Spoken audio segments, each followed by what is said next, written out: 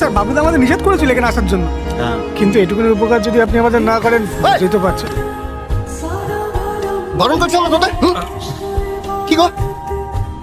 Sorry sir, কিছু মনে করবেন না। না না ঠিক আছে।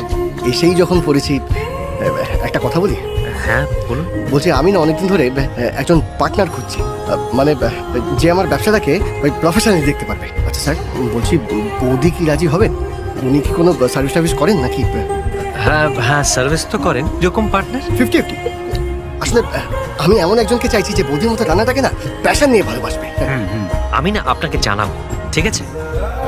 এখন ঢুকে খুব দেরি হয়ে যাচ্ছে। Good morning. এই মেয়ে, তোর সারাক্ষণ ফোন না, দেখলি আজকে?